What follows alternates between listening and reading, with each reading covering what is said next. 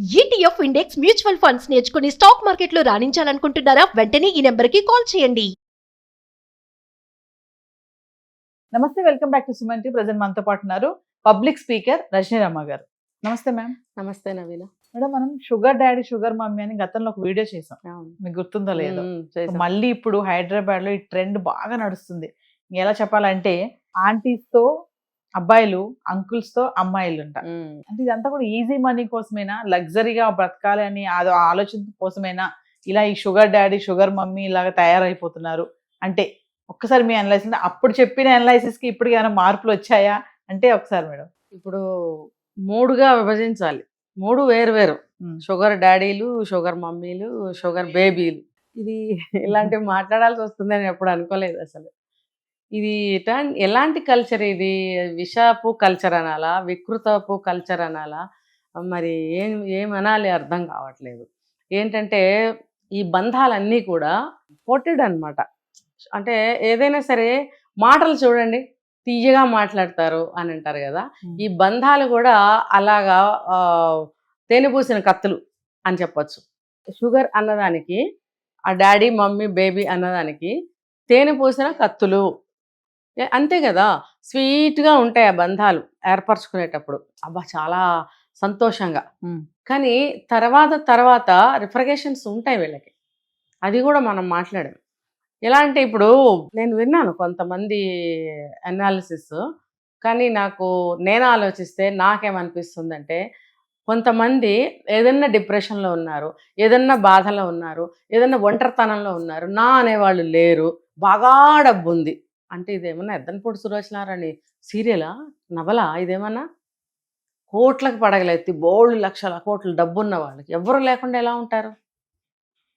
ఉండకుండా ఉండరు. కాకపోతే ఏంటంటే జీవిత భాగస్వాములు చనిపోయి ఉండొచ్చు, లేకపోతే డివోర్స్ తీసుకుని ఉండొచ్చు, లేకపోతే గొడవలయ్యి డివోర్స్ కాకుండానే వేరువేరుగా ఉంటూ ఉండొచ్చు. అలాంటివి అయితే ఉన్నాయి. తర్వాత వాళ్ళకి పేరెంట్స్, సిబ్లింగ్స్, బంధువులు అందరూ ఉంటారు. ఉన్నప్పుడు నేను ఏం చెప్తానంటే, ఇప్పుడు రిలేషన్షిప్స్ అనేవి ఎవరికి అవసరం లేదు. అమ్మక్కర్లా, నాన్నక్కర్లా, అన్నదమ్ములక్కర్లా, అక్క చెల్లెళ్ళక్కర్లా, దూరపు బంధువులు అక్కర్లేదు. ఒకవేళ వీళ్ళందరితో సత్సంబంధాలు పెట్టుకుంటే కూడా బంధువులు అనేవాళ్ళు రాబంధుల్లాగానే పీక్కు తింటూనే ఉన్నారు. సో వీటిల్లో ఈ కారణం ఏదైనప్పటికీ కూడా వాళ్ళు ఆ బంధాలని కోరుకోవట్లేదు. అంటే నా గురించి ఎవ్వరికీ తెలియకుండా ఉండాలి, ఒక పర్సన్ వచ్చి నాకు అనుగుణంగా ఉంటే బాగుంటుంది అనేది ఆ వ్యక్తి యొక్క మనసు కోరుకోవడమే ఈ షుగర్. ఒక క్వశ్చన్ చెప్పండి మేడం, ఈ sugar daddy sugar mummy sugar baby ఇదంతా కూడా సెక్షువల్ దానికోసమేనా, అంతేనా? ఆ ఒక్కటని మనం చెప్పలేము. ఇప్పుడు నేను చెప్పాను కదా, అతను ఒంటరితనమే కావచ్చు, లేకపోతే పలకరించే వాళ్ళు ఎవరు లేక ఇంట్లో మనుషులు ఉంటే బాగుండు అనుకోవచ్చు, లేదా తనకి శారీరకమైనటువంటి కోరికలు అంటే ఏజ్ని బట్టి. ఇప్పుడు 60స్లో ఉన్నవాళ్ళు, 70స్లో ఉన్నవాళ్ళు, 50స్లో ఉన్నవాళ్ళు కూడా ఈ కోవలకు వస్తున్నారు, ఈ షుగర్ డాడీస్ కోవలోకి. మరి 70 years వచ్చిన ఆయనకి సెక్సువల్ కోరికలు ఎంత శాతం ఉంటాయి? ఒకవేళ నిజంగా అతనికి బాగా సెక్సువల్ కోరికలు ఎక్కువగా ఉన్నాయనుకుందాము, ఖచ్చితంగా అతను దానికోసమే అయి ఉండొచ్చు. డబ్బు ఉంది కాబట్టి డబ్బు పడేస్తే తన కోరికలు తీరుతాయి అనుకోవచ్చు. అదే కానీ ఒక 50 years వ్యక్తి అనుకుందాము, అతనికి అన్నీ ఉంటాయి. పొగరుంటుంది, గర్వం ఉంటుంది, అహం ఉంటుంది, ఎవరిని లెక్క చేయని తనం ఉంటుంది, డబ్బు ఉంటుంది. ఒక మనిషి తనకు అనుగుణంగా మసులుకునే మనిషి లేడు. అంటే దీనిలో ఏజ్ తో సంబంధం లేదంటారా, వయసు సంబంధం లేదా? అట్లా ఏమీ లేదు. నాకు తెలిసి నా చిన్నతనంలో ఒక సంఘటన చెప్తాను నేను, ఎందుకంటే ఇవాళ రోజున ఇవి మాట్లాడాల్సి వస్తుందని మనకు తెలియదు. అప్పుడు ఇలాంటి సందర్భాల్లో అవి గుర్తుకొస్తున్నాయంటే మరి చూడండి, నా చిన్నతనం అనమాట. కరెక్ట్గా గాంధీ తాతలా ఉండేవారు ఆయన. మా పక్కింట్లోనే ఉండే తాతగారని పిలిచేవాళ్ళం, చిన్నపిల్లలం కాబట్టి. ఆయన ఎప్పుడు చూసినా ఇక్కడ వరకే ఒక టవల్ చుట్టుకుని చెట్ల దగ్గర ఏదో పని చేస్తూ ఉండేవారు. తల మీద కూడా జుట్టు ఉండేది కదా, సేమ్ కళ్ళజోడు పెట్టుకుని ఆ గాంధీ తాతలానే ఉంటే మేము తాతగారు అనేవాళ్ళం. సరే, పెద్ద ఆయన పెద్ద ఆస్తి అండి, పెద్ద ఇల్లు, అవుట్ హౌస్, పెద్ద గార్డెన్, ఒక్క ఆయనే ఉండేవాడు. అది ఆయన ఏం జాబ్ చేశారో నాకు తెలియదు, అలా ఒంటరిగా ఎందుకున్నారో నాకు తెలియదు. ఆయన తమ్ముడింట్లోనే మేము ఉన్నాము. ఉన్నప్పుడు ఆయనకి ఎవరు లేరని ఎలా అనుకుంటాము? అయితే ఎవరు వచ్చేవారు కాదు. అవుట్ హౌస్లో ఒక కానిస్టేబుల్కి రెంట్కి ఇచ్చుంటారు, ఆయన ఉంటారు. సరే, అమ్మ ఒకసారి ఏదో పండగ వస్తే ఏదో ఒకటి ఇచ్చి రమ్మన్నారు, పిండి వంట. సరే నేను చిన్నపిల్లని కాబట్టి నేను గేట్ తీసుకుని మామూలుగా ఎప్పుడు వెళ్తుంటాను తాతగారు అని చెప్పి. నేను తాతగారు అనుకుంటే వెళ్ళి అక్కడ సీన్ చూసి నాకు కళ్ళు తిరిగినాయి. చిన్నపిల్లని చూడకూడని సీన్. ఎవరికైతే కానిస్టేబుల్కి రెంట్కి ఇచ్చారో ఆ అమ్మాయి, పెళ్లిగాని అమ్మాయి, ఒక కానిస్టేబుల్, మరి ఇద్దరు ఆ పొజిషన్లో నేను చూడాల్సి వచ్చింది. తీసుకెళ్లి గిన్నె అక్కడ పెట్టేసి పరిగెత్తుకుని ఇంటికి వచ్చి మా అమ్మకి చెప్పా. ఆ రోజు నుంచి నన్ను వెళ్ళనివ్వలేదు ఆ ఇంటికి. అంటే ఆయన షుగర్ డాడీ అయినా, ఆమె షుగర్ బేబీ అయినా అవునని ఇప్పుడు చెప్పుకోవాల్సి వస్తుంది. అంటే ఇలాంటివి ఎప్పుడూ ఉన్నాయి, సందర్భానుసారంగా వాళ్ళ అవసరాలకు తగ్గట్టుగా ఇలాంటివి ఎప్పుడూ ఉన్నాయి, కానీ సమాజంలో బయటికి రాలేదు. అది చాటుగా భయంతో జరిగేవి. ఇప్పుడు పబ్లిక్గా రిజిస్టర్ అయ్యి యాప్స్లో ఇది నాకు ఫలానా కావాలని డైరెక్ట్గా రిక్వైర్మెంట్స్ పెడుతున్నారు, వీళ్ళు కూడా వెళ్తున్నారు, అలా జరిగిపోతుంది. ఏంటంటే ఇది ఒకళ్ళ నుంచి ఒకళ్ళకి అవసరాలు. ఇక్కడ ఇది సామాజిక పరిస్థితులు అనాలా, లేకపోతే వ్యక్తి యొక్క అవసరం అనుకోవాలా, ఆర్థిక పరిస్థితి అనుకోవాలా? ఇప్పుడు గతంలో ఏమన్నారు, తినటానికి లేకపోతే చావనన్నా చస్తాను కానీ నా శీలాన్ని పోగొట్టుకున్నాను డైలాగులతో ఎన్నో పుస్తకాలు, సినిమాలు మనం చూసాం. మరి ఇప్పుడు బ్రతుకు కోసం శీలం అంటే శీలం ఏమీ లేదు ఇక్కడ అనుకుంటున్నారు. అంటే మరి పెళ్ళైన తర్వాత ఈ రోజుల్లో కూడా భర్తలతో ఎందుకు అనుమానించబడుతున్నారు, భర్తలతో ఎందుకు దెబ్బలు తింటున్నారు, మరి ఎందుకు భర్తలతో పడక విడిపోతున్నారు? అంటే ఆ భర్త అనేవాడు కానీ ఒక వ్యక్తిని తీసుకుందాం, భర్త అనొద్దు, ఒక సమాజంలో ఒక వ్యక్తి యొక్క ఆలోచన విధానం ఇంకా అలాగే ఉంది. భార్య మంచిగా ఉండాలి, శీలావతిగా ఉండాలి, చక్కగా ప్రేమగా ఉండాలి, నాతో కలిసి చక్కగా కాపురం చేయాలి, సంసారం చేయాలి, పిల్లలతో మంచిగా ఉండాలి, ఇలానే కోరుకుంటున్నాడు మగాడు అప్పటికి ఇప్పటికి. మరి అలాంటప్పుడు ఆర్థిక పరిస్థితి బాగోనప్పుడు దిగజారుతారా? ఎవరో మొన్న ఎక్కడ విన్నాను, ఆవిడ కెరీర్ కోసము ఆర్థిక పరిస్థితి బాగుండక షుగర్ బేబీగా అయ్యింది. తను అనుకున్న కెరీర్ అచీవ్ అయిన తర్వాత మళ్ళీ అది మానుకుంది అని చెప్పి విన్నా. అంటే దాన్ని ఎట్లా మనం తీసుకోవాలి? సమాజంలో పరిస్థితులు మారుతున్నాయా, మనుషులు మారుతున్నారా? దీనికి నేను ఒకటి చెప్పగలను, మన వ్యవస్థ ఎంతైనా కొంత మారాల్సిందే నవీన. ఇప్పుడు జాబ్స్ లేవు, జాబ్స్ లేనప్పుడు లేకపోతే డబ్బు లేనప్పుడు చదువుకోలేరు, ఎంత చదువుకున్న జాబ్స్ లేనప్పుడు జాబ్ చేయలేరు. మరి అలాంటప్పుడు వ్యవస్థ మారాలి కదా. వ్యవస్థ మారకుండా మనుషులు ఇంకా ముందు ఒక మనిషే పీక్కు తింటాడట. మనం చూడకపోవచ్చు కానీ మన ముందు తరాలు చూస్తారు, అప్పుడు వాళ్ళు ఏమనుకుంటారు కదా.